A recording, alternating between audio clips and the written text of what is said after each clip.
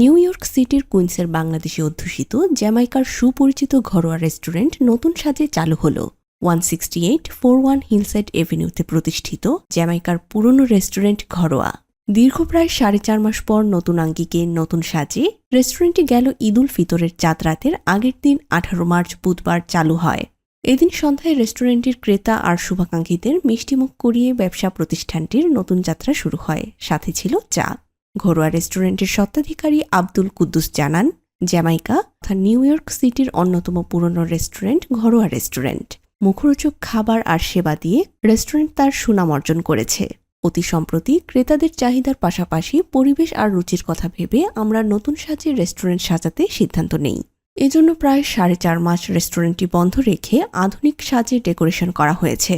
চা, সিঙ্গারা, সমুচা থেকে শুরু করে ভাত, মাছ, পোলাও, বিরিয়ানি, মাংসসহ যে কোনো ধরনের খাবার পাওয়া যাবে ঘরোয়া রেস্টুরেন্টে। প্রতিদিন সকাল 9টা থেকে রাত 11টা পর্যন্ত খোলা থাকবে। আগের মতোই থাকছে টু গো। ইতিমধ্যেই পিকনিকের অর্ডার নেওয়া শুরু হয়েছে। নিজস্ব পরিবহনে গরম গরম খাবার পরিবেশনের ব্যবস্থা থাকবে। আর পুরো গ্রীষ্মকালে সকাল 9টা থেকে মধ্যরাত 2টা পর্যন্ত খোলা রাখা হবে বলেও জানান তিনি। ঘরোয়া রেস্টুরেন্ট, আমাদের রেস্টুরেন্টে আসবেন, সুন্দর পরিবেশ, মনোরম পরিবেশে বসবেন এবং আপনারা আপনাদের চয়েস অনুযায়ী আপনারা খাবার খাবেন। রেস্টুরেন্টটা 4 মাস 20 দিন পরে ওপেন হয়েছে এবং নিউ ডেকোরেশনে আমরা আমাদের ঘরোয়া রেস্টুরেন্টটা ওপেন করেছি। আপনাদের যাদের ভালো লাগবে আপনারা অবশ্যই আসবেন, দেখবেন, খাবেন